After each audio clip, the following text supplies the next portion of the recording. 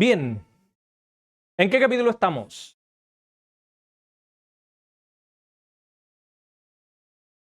Hay que prestar atención. ¿En qué capítulo estamos? 22. 22. Muy bien. Estamos terminando el capítulo 22 para ser precisos. Habíamos quedado en el versículo 30. ¿Se acuerdan? Así es. Entonces, hagamos un pequeño recuento para conectarnos, o si usted se perdió la clase de la escuela pasada, veamos qué es lo que está pasando. Pablo había sido arrestado, ¿cierto? Y había pasado por el tribuno. El tribuno es un cargo, una persona que está a cargo de mantener el orden de parte de Roma. Entonces, recordemos que Israel era parte del Imperio Romano. Por lo tanto, Roma estaba muy interesada en mantener el orden. No era una falsa amenaza la posibilidad de una revuelta, de organización, de revolución. Era una amenaza constante que vivía el Imperio Romano. Entonces, siempre cuando la gente se juntaba o se alborotaba, siempre los romanos iban hacia allá, porque era su deber mantener el orden. Y en eso ellos eran bastante buenos en general. No eran pocos los movimientos revolucionarios que estaban ocurriendo en esa época. Así que mantener el orden era vital para ellos.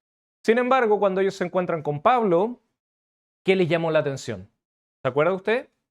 ¿Qué cosas les llamó la atención? Primero, que hablaba griego.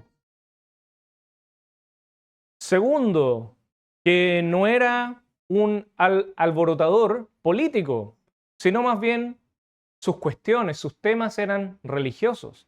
Y eso a los romanos poco les interesa. Entonces, el tribuno decide interrogarlo. ¿Y qué es lo que hacen para interrogarlo? ¿Se acuerda? ¿Alguien había profetizado acerca de eso? Lo atan, lo amarran. Y estaba listo para ser cordialmente, gentilmente, suavemente latigado para extraerle la información. El romano primero azotaba, después preguntaba. No perdía tiempo. Sin embargo, en eso, Pablo hace una pequeña pregunta. ¿Se acuerda cuál era? Claro, Pablo les dice sutilmente como, ¿le es lícito hacer este procedimiento de esta manera a un ciudadano romano? Él les cambió la cara. Ser ciudadano romano no bastaba simplemente con nacer dentro del Imperio Romano. Tenías que nacer en Roma para ser ciudadano romano. Pablo no nació en Roma. Por lo tanto, si él dice que es ciudadano romano de nacimiento, significa que uno de sus padres o abuelos o ancestros se ganó, fue recompensado con la ciudadanía. Eso era algo que el emperador podía hacer o grandes autoridades de Roma podían darle ciudadanía a alguien que haya hecho un aporte al Imperio Romano. Por lo tanto, Pablo, no habiendo nacido en Roma, sino siendo de Tarso, y él diciendo que es ciudadano de nacimiento, significa que uno de sus ancestros, probablemente sus abuelos, o alguno de sus padres, probablemente el padre, ganó este derecho y este era transferible a las siguientes generaciones. Esto en la región donde estamos hablando, donde estamos estudiando, no era algo común, era algo muy escaso. Al punto que el mismo tribuno dice, oye, yo tuve que coimear un par de personas, mover unas platitas por aquí y por allá, hacer unos favorcitos para ganarme esta ciudadanía. ¿Cómo la obtuviste tú? De nacimiento. Toma. Toma. Entonces, sabemos que no es lícito. Por lo tanto, Pablo se le dio el derecho de defenderse. Sin embargo, Pablo quiso volver a hablar con la gente. Y esta conversación no salió muy bien, ¿se acuerdan? Es aquí donde nosotros llegamos al versículo 30.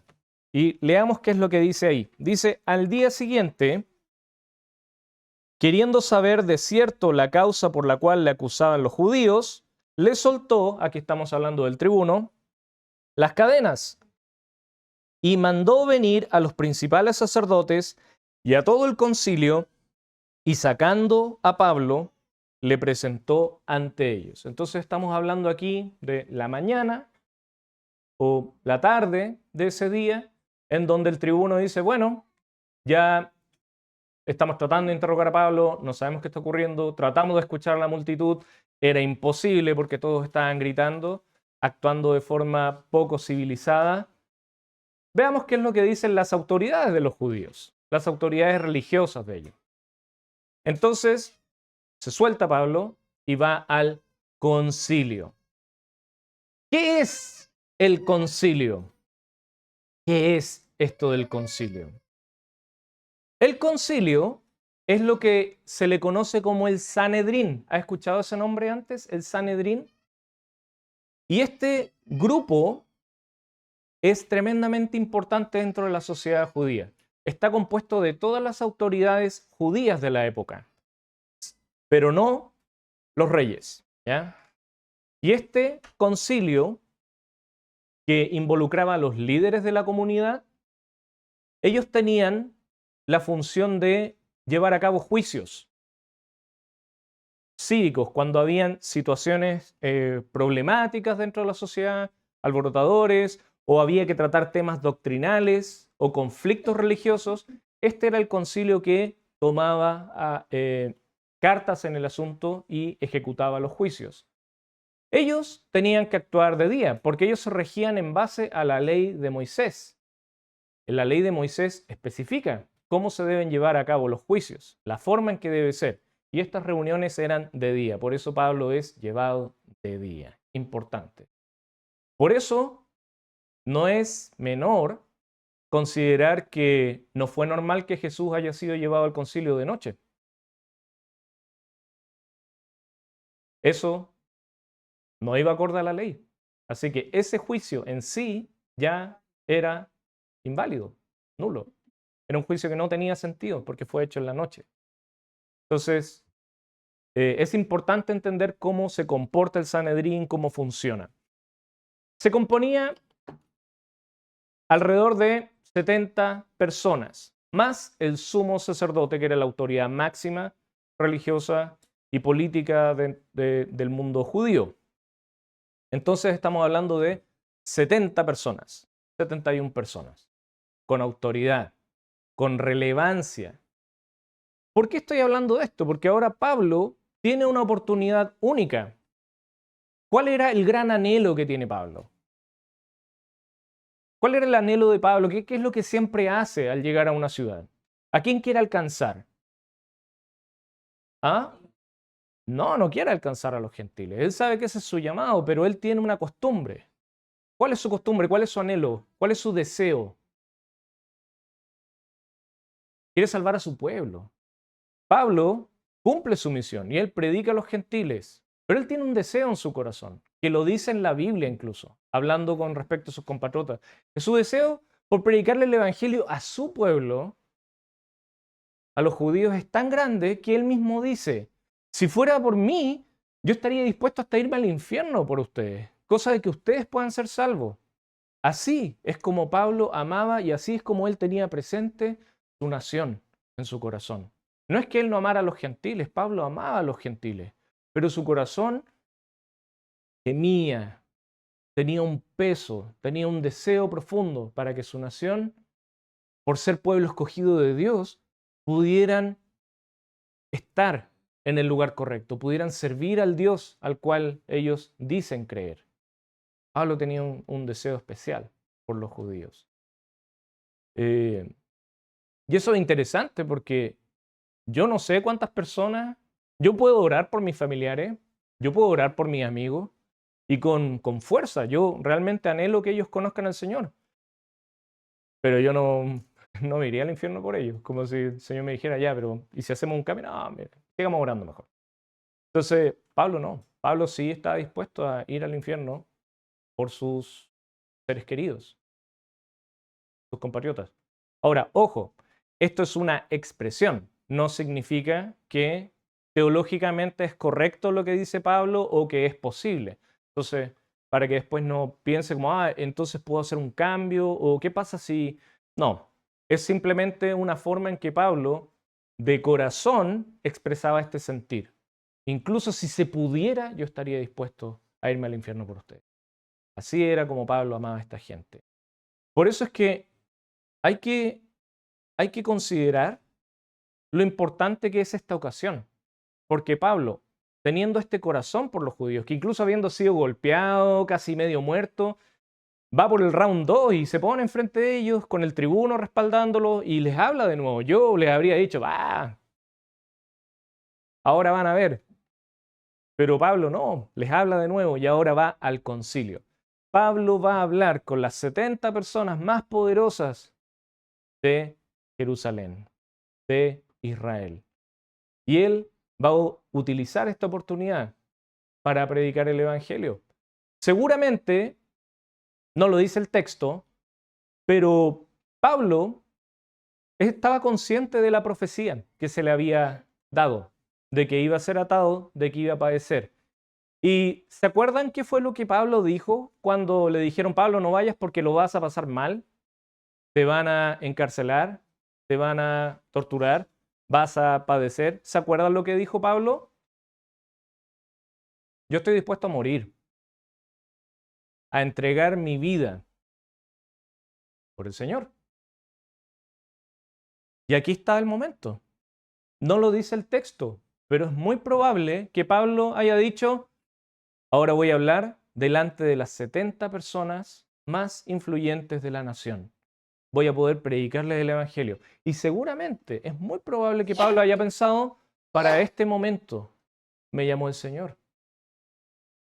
Dijo que iba a ser encarcelado, que iba a ser atado en Jerusalén. Probablemente él pensó, este es el fin.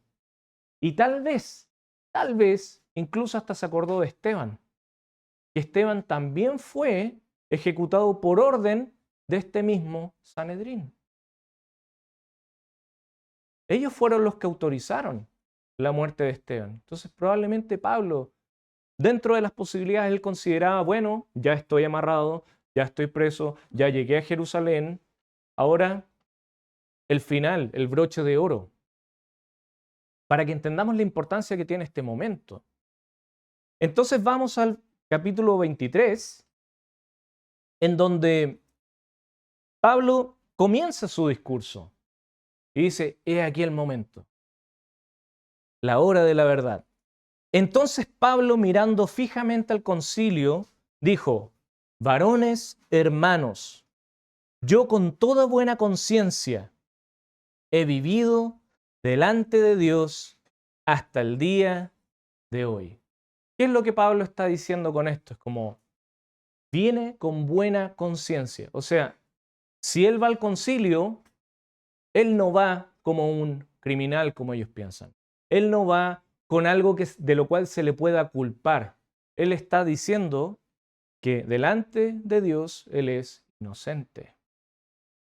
No tiene nada de lo cual sentirse avergonzado o incluso juzgado.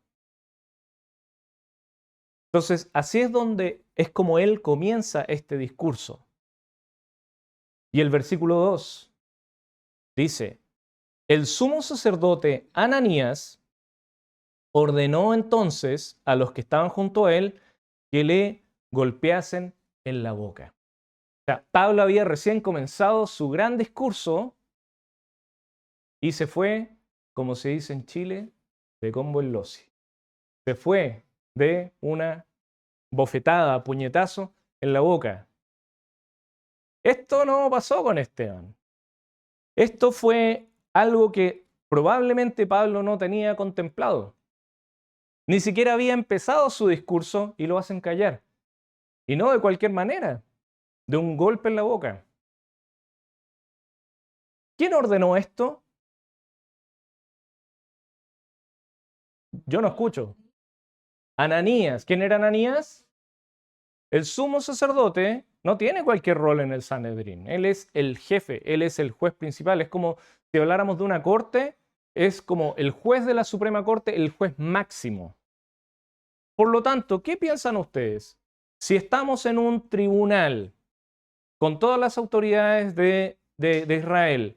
¿Ustedes creen que este comportamiento era normal? No, esto no era normal.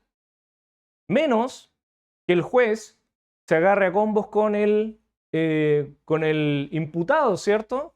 ¿Se imagina una corte así? En donde el juez, que supone que debe ser imparcial, debe escuchar, él mismo juzga antes de escuchar la defensa y agrede al imputado. Esto era escandaloso, sumamente escandaloso. ¿Qué nos muestra esto? Literalmente, para Pablo esto es un golpe de realidad. ¿Qué nos muestra esto? Que a estas alturas la sociedad judía ya estaba completamente corrompida. El sistema de justicia ya no vale nada. A esto era lo que Pablo se iba a enfrentar. Él parte su discurso declarando o alegando inocencia. Entonces Pablo conoce el sistema judicial y lo primero que hace es declararse inocente para comenzar su defensa. Pero a este punto, a esta altura del partido, ¿de qué le sirve una defensa si ya el juez va y lo manda a que lo golpeen? ¿Tiene sentido esta defensa? Yo no sé qué habrá pasado por la mente de Pablo, pero podemos ver cuál fue su reacción. Y su reacción es muy interesante. En el versículo 3 dice, entonces Pablo le dijo, Dios te golpeará a ti, pared blanqueada. En otras palabras, ¿quién me pegó y qué te creí? No, pero es como Pablo reacciona ante este golpe. Él dice, Dios te va a golpear a ti. Y no lo deja ahí, sino que lo insulta, diciéndole pared blanqueada. Pared blanqueada significa hipócrita. Eres una pared que está sucia, pero te pintaron de blanco, pero no te limpiaron. Aparentas verte puro, limpio, pero por dentro estás lleno de moho, estás corroído, estás sucio. Eso es lo que significaba el insulto de Pablo. Y no es, yo admiro mucho a Pablo, pero no fue tan original en su insulto porque Jesús usa uno similar. Les dice sepulcros blanqueados. Entonces era un insulto fuerte que afectaba directamente la honra de estas personas que aparentaban santidad, exponiéndolos tal cual y como son. En otras palabras, hipócrita, hipócrita. Dios te va a golpear a ti. Fuerte la reacción de Pablo. Ahora, ¿es cierto lo que dijo Pablo? Sí, es cierto lo que dijo Pablo. Era digno de ser llamado hipócrita. Pero tal vez, no fue, dado el contexto donde se encontraba Pablo, la forma correcta ni el momento correcto. ¿Saben por qué? No vengo aquí a juzgar a Pablo, solamente quiero comparar algunos hechos. Cuando Jesús padece también ante el concilio y es tratado de forma injusta y es vituperado y es golpeado, Jesús en ese momento no se defendió, porque él tenía una sola meta, que era cumplir aquello por lo cual él había sido llamado. Él sabía que debía padecer. Pablo también sabía que debía padecer. Y Pablo dijo estar dispuesto a padecer. Si lo miramos muy fríamente hablando, como Pablo, ¿de qué te quejas? Tú sabes que ibas a padecer y estás padeciendo. Dios te dijo lo que te iba a pasar y te está sucediendo. Sin embargo, no es mi intención criticar a Pablo. Solo quiero hacer una pequeña observación y mostrar que Pablo, siendo quien era, también era humano. También era humano. Y también tuvo un momento de debilidad. Aunque haya sido breve, tuvo un momento de impulsividad. Entonces, Pablo se cayó ahí. Nosotros probablemente nos hubiésemos caído mucho antes, ¿cierto? Pero lo que me gusta de este pasaje es lo que viene a continuación. Es lo que va a hacer Pablo después, la forma en que él va a reaccionar posterior a esto. Sigamos leyendo. Los que estaban presentes, o sea, el resto de los miembros del Sanedrín, le dicen a Pablo, fíjense lo que dice, los que estaban presentes dijeron, ¿al sumo sacerdote de Dios injurias? Esto ya en sí es absurdo, porque suponiendo que era un grupo de gente justa, influyente, poderosa, ven que su líder, el que está a cargo, actúa de forma injusta, y a pesar de eso ellos no se escandalizan por eso, pero se escandalizan con la conducta de Pablo. Entonces ellos también están metidos en toda esta hipocresía y corrupción. A ellos no les molestó, al parecer, que el sumo sacerdote haya actuado de esa manera, pero sí que les molestó lo que Pablo dijo. Al sumo sacerdote de Dios injurias. Y fíjense la reacción de Pablo. Versículo 5. Pablo dijo, no sabía, hermanos, que era el sumo sacerdote. Pues escrito está, no maldecirás a un príncipe de tu pueblo. Aquí podemos ver que Pablo se retracta. Pablo se retracta de haber dicho lo que dijo. No porque haya estado equivocado, sino porque se lo dijo a un juez, a una autoridad. Y Pablo, si ellos estaban interesados en hacer cumplir la ley, Pablo aún más. Pablo también conocía la ley. Y exactamente el versículo que él cita está en Éxodo 22, versículo 28. Ahí usted después lo puede revisar. Pero ese versículo que está en la ley de Moisés dice exactamente eso, de que no puedes injuriar ni a un juez ni a un príncipe de la nación. Pablo automáticamente se le viene la ley y dice, lo siento, no, la ley dice que no hay que maldecir a un juez ni a un príncipe de la nación. Pablo se retracta de su conducta. Hasta el momento, yo creo que nada estaba saliendo como Pablo lo había anticipado. Probablemente se había hecho toda una película, tal vez se imaginó a Esteban, y esto ya está siendo casi tragicómico. Es como irónico todo lo que está ocurriendo. Caótico, desordenado. Pablo no lo estaba pasando bien. Y a veces hay momentos así, hermano, donde nosotros, queriendo seguir al Señor, queriendo hacer el bien, teniendo una idea de la voluntad del Señor, a veces la vida no sale como uno la ve en las películas o en los libros de testimonios de otros cristianos. Y todo es desorden, todo es caos. Lo que uno dice no corresponde, se desubica, hay que pedir disculpas después y uno queda como el malo y uno dice, pero ¿qué está pasando acá? Muchas veces esas cosas pasan en la vida. La pregunta es, ¿en ese momento Dios estaba en control o Dios había olvidado a Pablo? Nosotros conocemos la historia. Y este no iba a ser el fin de Pablo. La historia de Pablo no iba a terminar así, en ese evento tan bochornoso, ¿cierto? Pablo no lo sabía, pero de que las cosas no estaban saliendo bien, no estaban saliendo bien aparentemente. Pablo se disculpa.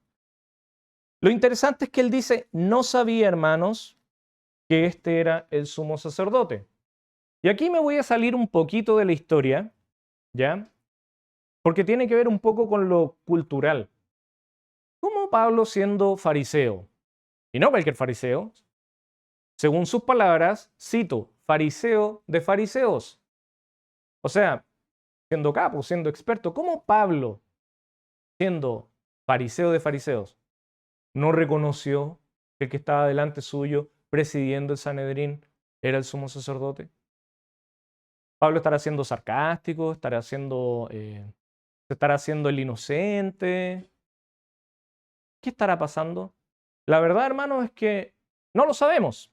Lo que sí sabemos es que efectivamente Pablo no estaba consciente o no había reconocido a aquella persona como el sumo sacerdote. Y aquí hay hartas interpretaciones con respecto a este pasaje que son bien interesantes, pero recordemos, son solo especulaciones, ¿ya? No lo tomemos como una verdad absoluta. Pero consideremos que la última vez que Pablo estuvo en presencia de este Sanedrín fue hace 20 años atrás. Y el sumo sacerdote, Caifás, ya no estaba como sumo sacerdote, sino que el que estaba ahora era Ananías, otra persona.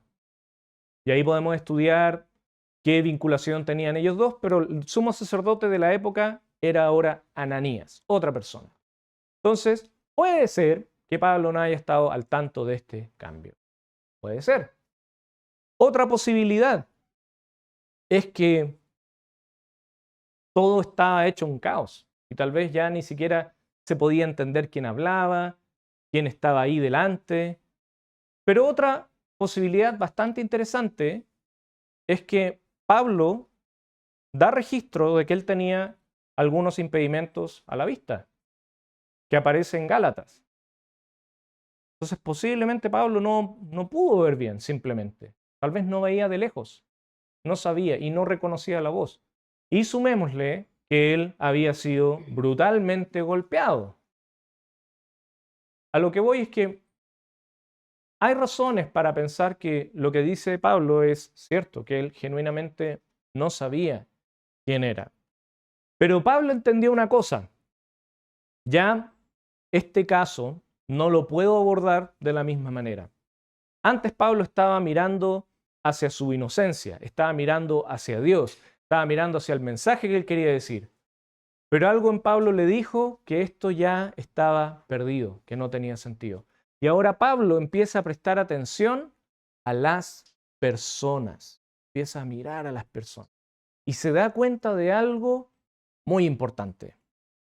En el versículo 6 dice, entonces Pablo, notando que una parte era de saduceos y la otra de fariseos, una parte era de saduceos y la otra era de fariseos, fíjense lo que dice, alzó la voz en el concilio, o sea, vuelve a hablar.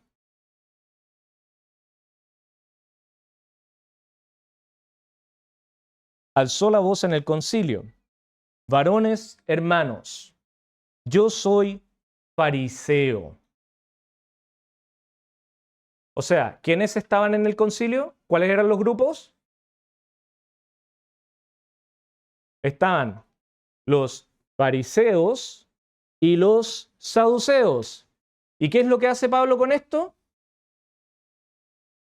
Toma un bando y dice, yo soy fariseo. Y se pone de parte o del lado del otro grupo, se identifica. Es como, imagínense, un grupo político, ¿sí? Llamémoslo de los azules, los rojos, y él dice, ya, yo soy azul. Se identifica con un bando. Esto no es aleatorio. Es cierto, Pablo era fariseo. Pero Pablo dice, yo soy fariseo. Interesante. Pablo utiliza algo de su pasado. Algo que de cierta forma Dios también va a utilizar. Algo de lo cual nosotros sabemos que él ya no estaba orgulloso. No era algo con lo cual él se jactaba, porque él en lo único que se jactaba era en conocer a Cristo. Él escribe sobre ese tema. Pero en este momento él lo va a utilizar y dice, yo soy de aquí, de este bando. Acerca de la esperanza de la resurrección de los muertos, se me juzga. ¿Quieres saber un poquito acerca de cuál es el gran tema atado entre los fariseos, los saduceos? ¿Qué está pasando aquí? ¿Le interesa? Veamos un poquito de historia, ¿ya? Existían estos dos grandes grupos en Israel y predominantemente en Jerusalén. Dos grupos de autoridad, fariseos y saduceos. Pero la verdad en general, como que para nosotros son todos lo mismo, ¿no? Como que decimos, estaba Jesús con los escribas, los fariseos, los saduceos, que los celotes, ¿cierto? que los cobradores de impuestos, que pareciera como que todo se mezcla. Pero en la sociedad judía, a pesar de todo lo caótico que era la época, estaba muy bien segmentada en cuanto a estos grupos. Y cada grupo tiene un origen diferente y una función diferente. Y vamos a entender por qué esta división que empieza a plantear Pablo es tan importante. Primero que todo, veamos cuál es su enfoque, su propósito. Los fariseos son un grupo religioso. A ellos les interesan las cuestiones religiosas. Ellos velaban por la ley y las tradiciones. Y es por eso que ellos juzgan, critican a Jesús por cuestiones religiosas. Entonces los fariseos tenían ese enfoque. Sin embargo, los saduceos no les interesaban las cuestiones religiosas. Ellos estaban centrados en lo político, en el juego del poder. Eso era lo que a los saduceos les interesaba, velar por el orden, velar por el equilibrio en la nación. Ellos se fijaban en el tema político-social, no religioso.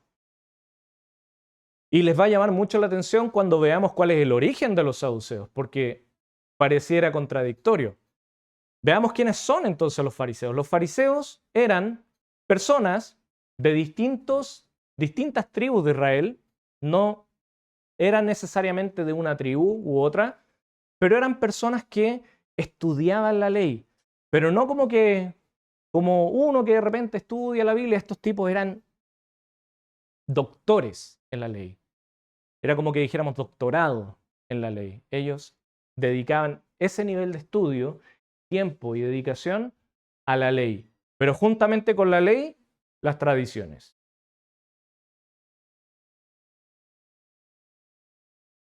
Y ellos las aplicaban y hacían aplicar al pueblo. Mientras que, ¿quiénes son los saduceos? ¿De dónde vienen? Los saduceos son las familias más nobles de los sacerdotes. Por ende, nosotros podemos entender que los saduceos vienen de Leví. Y no cualquier parte de Leví, de las esferas más altas de la nobleza de la tribu de Leví. Eran sacerdotes y aristócratas, eran gente de mucho dinero, de mucho poder, de mucha influencia. ¿Qué poder tenían los fariseos? Ellos estaban a cargo de las sinagogas, estos pequeños lugares que se encontraban en, llamémoslo, cuadras o zonas de la ciudad repartidas, y ellos se encargaban de la enseñanza, del mantenimiento y del orden de estos lugares, que actuaban como de refugio para las personas del pueblo para ir y escuchar acerca de la ley, estas cátedras que se hacían. Entonces, ese era el poder que tenían los fariseos. Por eso es que ellos influían mucho con la gente, eran cercanos a la gente, era lo que nosotros podríamos llamar popular, porque se acercaban a las personas y velaban por el cumplimiento de la ley. Entonces el trabajo con ellos era netamente social, religioso, pero social. Mientras que los saduceos, ellos no controlaban las sinagogas, ellos controlaban el templo. Ellos controlaban los sacrificios. Y cobraban por eso, y vaya que cobraban.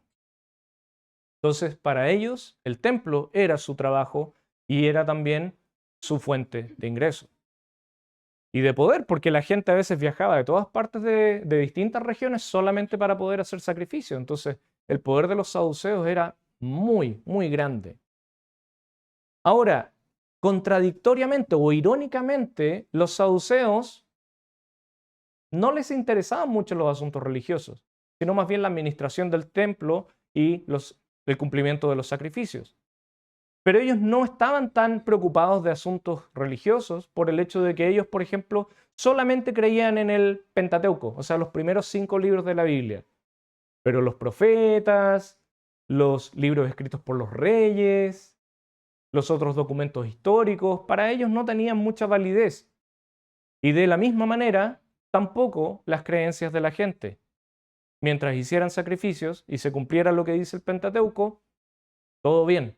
Que la gente crea lo que quiera creer. Pero ellos mismos no creían en la resurrección, Ellos no creían en una vida después de la muerte, en un reencuentro con Dios. No creían en los ángeles, no creían en los demonios, ni en poderes superiores que nosotros no podemos ver. Para ellos no era un tema, pero para los fariseos era un gran tema. Por eso ellos velaban tanto por el cumplimiento de la ley, porque ellos estaban esperando la resurrección. Entonces ahí ya vemos cómo estos grupos de a poco se empieza a vislumbrar estas diferencias, que no son pequeñas. Entonces recuerde, uno tenía poder en la sociedad, con la gente, mientras que el grupo de los saduceos tenía poder en lo político. ¿Quién controlaba lo político? Los romanos. ¿Quiénes eran amigos de los romanos? Los saduceos.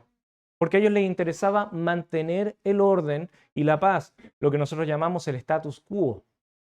Entonces, todo bien, mientras los romanos estén bien y la gente esté bien, ellos promovían los impuestos, ellos promovían que la gente pudiera estar bien con los romanos, mientras que los fariseos resentían bastante el orden generado o infligido por el imperio romano.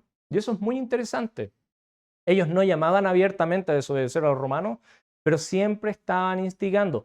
Fueron ellos los que les preguntaron a Jesús, ¿es lícito dar tributo al César? Ellos siempre introducían esas ideas. No eran como los celotes, no eran terroristas ni activistas, pero no estaban complacidos con este gobierno de parte de Roma. Entonces ahí tenemos muchas diferencias. Pablo, al hacer esto, no crea división, no genera división. La división ya estaba. Lo único que hace Pablo es sacar todo esto a la luz. Y esta es la reacción de la gente. Cuando dijo esto, versículo 7, se produjo disensión entre los fariseos y los saduceos y la asamblea se dividió. Porque los saduceos dicen no hay resurrección, ni ángel, ni espíritu, pero los fariseos afirman estas cosas. Y hubo gran vocerío, o sea, ya se estaban gritando. Levantándose, los escribas de la parte de los fariseos contendían y diciendo, ningún mal hallamos en este hombre, que si un espíritu le ha hablado o un ángel, no resistamos a Dios. Entonces, de cierta forma, los que estaban del lado de los fariseos y los fariseos ya empezaron como a defender a Pablo. Porque ahora habían problemas que para ellos eran mucho más antiguos, mucho más importantes, más profundos, que afectaban directamente el orgullo de estas personas. ¿Cómo que no existe la resurrección? No, no existe, sí, pero somos el pueblo escogido de Dios y la resurrección. No, esos son cuentos, la ley no habla de eso. Y empezaron a pelear. Y los fariseos ya empezaron por conveniencia, a ponerse del lado de Pablo. Esto ya, hermanos, era un desastre. Era caos total. Y habiendo grande disensión, el tribuno, teniendo temor de que Pablo fuese despedazado por ellos, mandó que bajasen los soldados y le arrebatasen de en medio de ellos y le llevasen a la fortaleza. O sea, Pablo nuevamente capturado, apresado, nuevamente encarcelado, retenido ahí. Yo creo que los romanos decían, oye, que son complicados estos judíos, puro que pelean y por cosas religiosas. No sé qué habrán pensado los romanos, pero era absurdo en este punto. Pero, ¿qué habrá pensado Pablo? Todos estos planes, todos estos anhelos que él tenía. Tal vez incluso pensó, bueno, esa fue mi defensa. Así seré recordado. Lucas, no escribas de esto, ya, cámbiale un poquito No sé, hermano. Pero yo creo que esto fue duro para Pablo. No era lo que él esperaba. No era el mensaje que quería dar.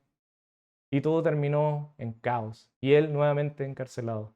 Y la profecía de Dios era que él iba a ser arrestado, que iba a ser apresado en Jerusalén. Por lo tanto, él sabía que esto era absoluto. Y aquí termino, porque nos vamos a quitar este sabor amargo de la boca y vamos a ver que Dios tiene una última palabra. A la noche siguiente, versículo 11, se le presentó el Señor. No se le presentó un ángel, no se le presentó un hermano, no se le presentó el Espíritu, se le presentó el Señor. Eso es lo que dice el texto. Hemos visto Pablo conversando cara a cara con el Señor. Interesante. Él mismo dice que fue enseñado por el Señor. Aquí tenemos Pablo teniendo una conversación con el Señor Jesucristo. Y le dice, ten ánimo, Pablo, ten ánimo. Por eso yo pienso que esto debió haberle afectado a Pablo. No es simplemente una conjetura, pero el Señor animando a Pablo nos indica que esto había afectado profundamente a Pablo. Si estuviera un poco bajoneado, no creo que haya venido el Señor. Esto debe haber sido algo que angustió profundamente a Pablo. Probablemente él pensó, esto es todo, aquí se acabó todo y de esta forma. Y el Señor le dice, Pablo, ten ánimo, ten ánimo. Y va a decir dos cosas tremendamente importantes. Dice, pues como has testificado de mí en Jerusalén, así es necesario que testifiques también en Roma. Así como lo has hecho hasta ahora. El Señor le está diciendo, reconozco lo que has hecho en Jerusalén. Todo esto que para ti es caótico, todo esto que para ti ha sido amargo, yo lo he visto. Y esto que tú has hecho, quiero hacerlo de nuevo. Quiero que lo hagas, pero esta vez en Roma. O sea, todo esto que le ocurrió a Pablo, a Jesús no se le pasó por alto. El Señor lo vio y encontró propósito en eso. Y validó la obra que él mismo había hecho en Pablo en ese lugar. Qué lindo. Dios le está diciendo, Pablo, lo que has hecho no fue en vano. Has servido. Yo lo reconozco. Y esto no termina aquí. Le dice, así es necesario que testifiques también en Roma. ¿Se acabó todo para Pablo? El Señor dijo que va a testificar en Roma. Lo que digan los saduceos, lo que digan los fariseos, lo que diga el tribuno, da lo mismo. Porque el Señor le dijo, vas a testificar en Roma. Pablo pensó en algún momento, tal vez esto es el fin. Dios le dijo, no, Pablo, esto no se ha acabado. Aún tengo trabajo para ti. Y esto toca a cada uno de nosotros. Si usted está desanimado, si usted piensa que por las circunstancias de la vida usted ya no puede servir al Señor, que por la edad, que por el dinero, que por distintas situaciones, que porque las cosas le han salido mal, porque está aquí, que está allá, que está desanimado, el Señor puede, primero que todo, reconocer, porque no es deudor de nadie, de aquello que se ha hecho por su nombre. Y segundo, decir, ¿sabes qué? Esto no es el fin. Aún tengo planes para ti. Y yo quiero escuchar eso. Yo no quiero que esto sea el fin. Yo no quiero que mi servicio llegue hasta acá.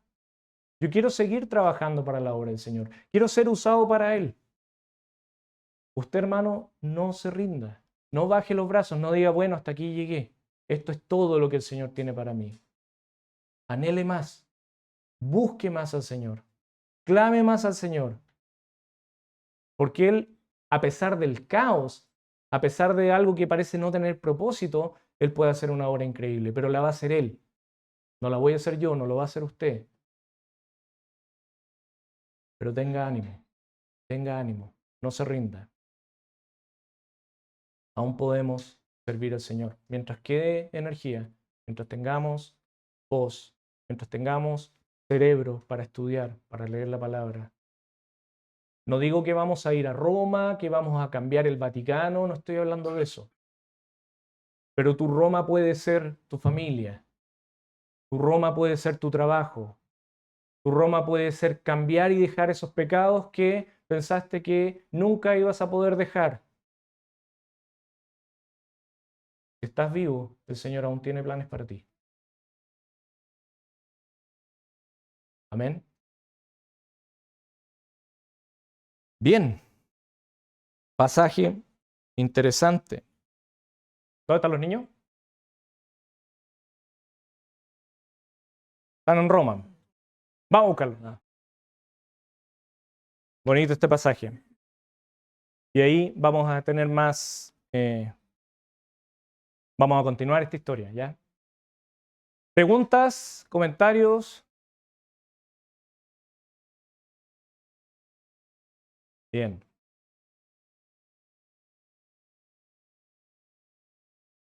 Niños, ¿cómo estuvo la clase? ¿Bien? Muy bien. Los pequeñitos también, ¿no? ¿Bien la clase? Ok. Muy bien, Nico, muy bien. Los juveniles o los jóvenes, ¿cómo estuvo la clase? Ok. Y aquí, el resto, los saduceos, ¿cómo? Los fariseos, ¿cómo estuvo la clase? Qué bueno. Oremos para terminar y pasar a un tiempo de desayuno. Señor y Padre Celestial, gracias por tu palabra, gracias por estas historias que aunque parecen tan antiguas, tan salidas de época, hay tanta verdad, hay tanto que podemos conocer de ti, hay tanto que aún queda por hacer mientras tú lo permites, Señor. Ayúdanos a no bajar los brazos, a no darnos por vencidos y a trabajar para tu reino hasta que tú decidas que es el. Gracias por todo lo que vas a hacer y te pedimos también por este tiempo de desayuno, que podamos compartir, que no nos aislemos, que podamos conocernos más, servirnos los unos a los otros. Gracias por todo lo que tú permites, te lo agradecemos en el nombre de tu Hijo Jesús. Amén.